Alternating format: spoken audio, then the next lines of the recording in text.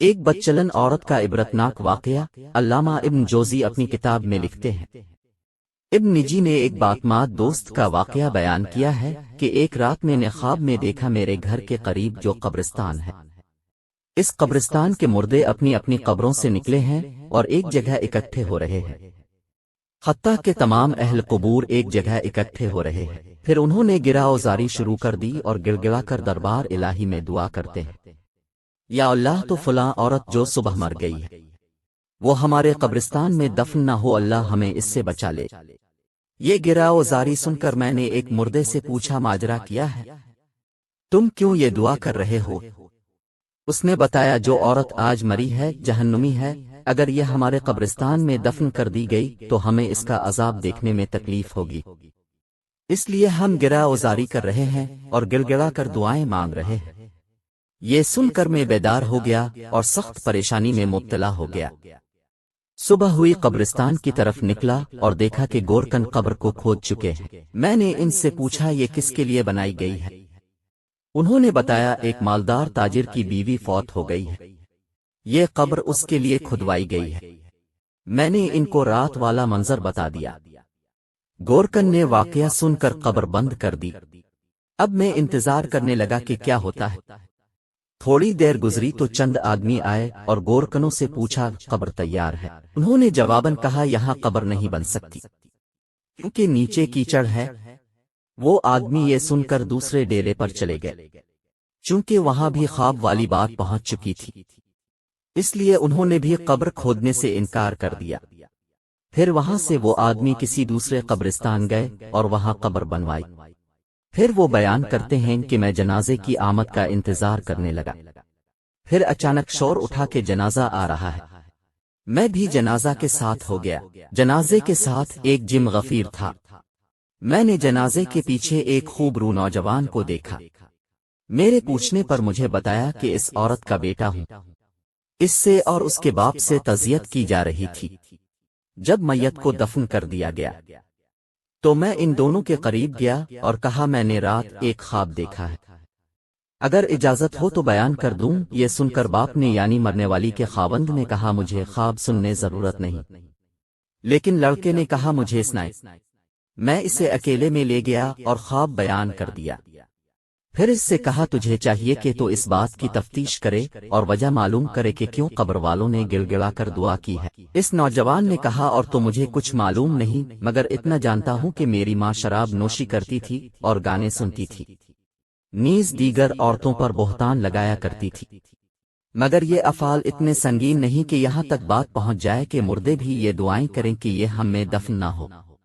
پھر وہ نوجوان مزید کہنے لگا کہ ہاں ہمارے گھر ایک بوڑھی عورت ہے جس کی عمر 99 سال کی ہے، وہ میری ماں کی دیا اور خدمت گار تھی، اگر اب چاہیں تو چلیں چل کر اس سے پوچھ لیتے ہیں، شاید وہ میری ماں کا کردار جانتی ہو۔ پھر ہم دونوں اس نوجوان کے گھر گئے۔ اس نوجوان نے مجھے ایک بالا خاتون سے ملوایا۔ اس نوجوان نے بڑھیا کو میری طرف متوجہ کیا۔ میں نے خواب بیان کر کے پوچھا اماں کیا تیرے پاس کچھ معلومات ہیں؟ یہ سن کر بڑھیا کہنے لگی میں اللہ سے دعا کرتی ہوں کہ وہ اسے بخش دے، وہ عورت بہت زیادہ بدکار تھی۔ اس پر نوجوان نے بڑھیا سے پوچھا کیا میری ماں شراب نوشی، گانا سننے اور عورتوں پر بہتان لگانے کے سوا اور بھی کسی گناہ میں مبتلا تھی؟ بڑھیا نے کہا بیٹا اگر تو برا نہ مانے تو میں تجھ کو بتا دیتی ہوں، کیونکہ اس آدمی نے جو خواب بیان کیا ہے یہ تیری ماں کے گناہوں کے سامنے معمولی ہے۔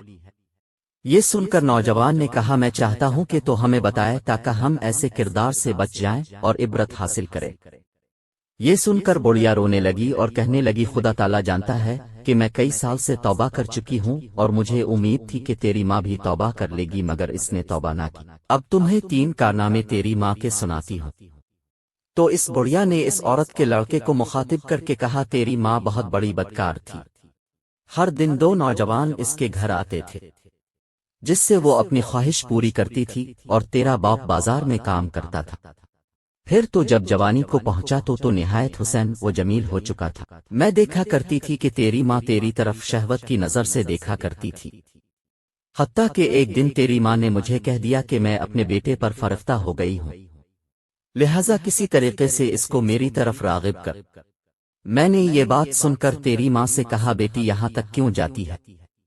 تیرے لیے اور بہت سارے نوجوان ہیں جن سے تو اپنی خواہش پوری کر سکتی ہے، لہذا بیٹی تو اللہ تعالیٰ سے ڈر اور اس ارادے سے باز آ جا۔ تو تیری ماں کہتی تھی نہیں، مجھے اس کے سوا صبر نہیں۔ تو میں نے تیری ماں سے پوچھا تو اس مقصد میں کیسے کامیاب ہو سکتی ہے؟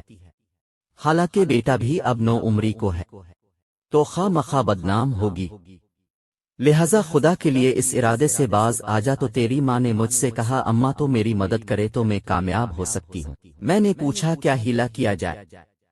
تو تیری ماں نے کہا کہ فلاں گلی کے مکان میں ایک عرضی نویس ہے، وہ رکے خط لکھ کر مردوں کو عورتوں سے ملاپ کراتا ہے اور اجرت لیتا ہے، تو اس کو کہہ کہ وہ میرے بیٹے کو تحریر لکھے اور نام لیے بغیر کہے کہ ایک دوشیزہ تجھ سے عشق کی حد تک محبت کرتی ہے، وہ تجھ سے فلاں جگہ فلاں وقت ملاپ چاہتی ہے۔ اس بوڑھی عورت نے کہا کہ میں نے ایسا ہی کیا، اور جب تجھے میں نے وہ خط دیا تو بھی فریفتہ ہو گیا اور تو نے لکھ دیا کہ مجھے منظور ہے، فلاں وقت میں آ جاؤں گا۔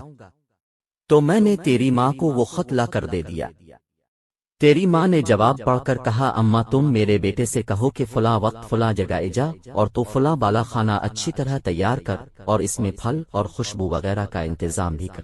تو میرے بیٹے کو یہ بھی کہہ کہ جس عورت نے تجھے بلایا ہے وہ ابھی دوشیزہ ہے اور روشنی پسند نہیں کرتی، بلکہ یہ کام اندھیرے میں بہتر ہے تاکہ تمہارے والدین کو تم پر شک نہ گزرے۔ پھر میں تیرے پاس آئی تھی تو نے یہ بات مان لی اور رات کا وقت مقرر ہوا۔ میں نے تیرا جواب تیری ماں کو پہنچایا تو اس نے بہترین کپڑے پہنے اور عمدہ خوشبو لگائی اور وہ اس بالا خانہ میں پہنچ گئی اور پھر تو بھی پہنچ گیا، پھر تو وہی سو گیا۔ تو میں نے صبح کے وقت آ کر تجھے جگایا۔ پھر چند دنوں کے بعد تیری ماں نے مجھ سے یہ کہا کہ اماں میں اپنے بیٹے سے حاملہ ہو گئی ہوں، اب میں کیا کروں؟ تو میں نے کہا مجھے تو کچھ سمجھ نہیں آ رہی کہ تو کیا کرے، لیکن تیری ماں کسی ہیلے بہانے سے تجھ سے اپنی خواہش کرتی رہی، حالانکہ ولادت کا وقت قریب آ گیا۔ تو تیری ماں نے تیرے باپ سے کہا کہ میں بیمار ہوں، میں چاہتی ہوں کہ کچھ دن اپنی ماں کے پاس رہا ہوں۔ تو تیرے باپ نے اجازت دے دی۔ پھر میں اور تیری ماں تیری نانی کے گھر چلے گئے، وہاں ہم نے ایک کمرے میں رہائش رکھ لی، اور جب ولادت کا وقت آیا تو میں ایک دیا کو بلا کر لائی۔ تو تیری ماں کے ہاں ایک بچہ پیدا ہوا جسے تیری ماں نے مار دیا، اور پھر ہم نے وہ بچہ دفن کر دیا۔ ابھی کچھ دن ہی گزرے تھے کہ تیری ماں نے مجھ سے کہا اب پھر میں اپنے بیٹے سے خواہش پوری کرنا چاہتی ہوں۔ تو میں نے کہا بیٹی جو کچھ ہو چکا تیرے لیے کافی نہیں۔ تو تیری ماں نے کہا مجھے صبر نہیں ہے، اور پھر اسی طرح یہ سلسلہ شروع ہو گیا۔ پھر جب وہ بڑھیا دوسرا واقعہ سنانے لگی تو اس عورت کے بیٹے نے یہ کہہ کر بات ختم کر دی اماں بس کر، اتنا ہی کافی ہے، اللہ تعالیٰ میری ماں پر لعنت کرے اور ساتھ تجھ پر بھی لعنت کرے۔ یہ کہہ کر وہ اٹھ کھڑا اور میں بھی اس کے ساتھ اٹھ کر آ گیا۔ کاش کہ وہ بڑھیا دوسرے 2 واقعات بھی سنا دیتی۔ سبق: اس واقعہ سے ہمیں یہ سبق ملتا ہے کہ اندازہ کیجیے جب انسان کی شرم و حیا ختم ہو جائے تو وہ کس قدر پستی میں چلا جاتا ہے۔ ہمیں چاہیے کہ اس واقعے سے سبق حاصل کریں اور اللہ تعالیٰ سے پناہ مانگیں۔